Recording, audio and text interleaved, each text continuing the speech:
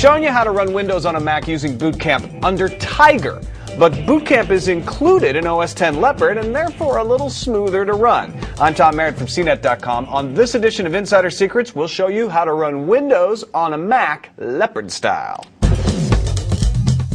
First, gather the things you need. One Mac with OS X Leopard installed, one copy of your OS X Leopard disk, and a copy of Windows XP or Vista, which you have legally purchased. If you're not on a laptop, make sure you have a USB keyboard too. And then, back up your data. Good. Now we're ready.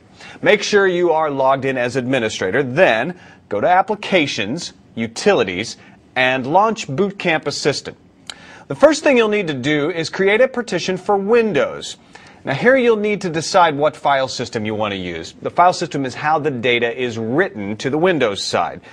FAT32 is the system that lets you read and write your Windows files in OS X, but you're limited to a 32 gigabyte partition and you can't use Windows Vista. NTFS is the system that limits you to only reading Windows files in OS X, but you can make the hard drive partition larger and you can use either XP or Vista. How much space you need depends on which OS you think you'll use most often. No matter what you do, though, you won't be able to read or write OS X files from Windows, at least without purchasing extra software. I made my partition NTFS and made it large. Once you decide, click Partition. Next, it will ask you to start the Windows installation. Insert your Windows disk and press Start Installation. Your computer will restart and launch into the Windows installation. Follow the instructions for installing Windows just as they push you along, but be sure of these two things.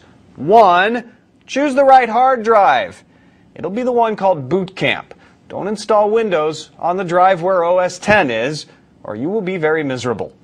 Number two, choose the right format. Now in Vista you don't need to worry, but in Windows XP it will ask you whether you want FAT32 or NTFS. Choose the one you decided on earlier. If you choose FAT32 on a partition larger than 32 gigabytes, you will be at best wasting a bunch of hard drive space and at worst causing an implosion of dark matter that will eliminate us all. You're almost home free. After the installation you'll boot into Windows. Go to My Computer, select the CD drive. Right-click and choose Eject this disk. Eject the Windows installation disk, then insert your OS X disk and install the drivers there. It should start automatically, but if it doesn't, go back to the CD drive and double-click Setup.exe. You'll restart again, and Windows will tell you it found all kinds of great new hardware. Just follow its instructions. From now on, if you want to boot into Windows, you'll have to hold down the Option key during boot up and select Windows. You can also change the preference to boot into Windows in the Boot Camp control panel. That's it for this Insider Secret. Check out more videos on CNETTV.com for tips on how to write to Windows files from OS X and how to reprogram the Mac keyboard to work better in Windows. I'm Tom Merritt. Enjoy your dual citizen Mac.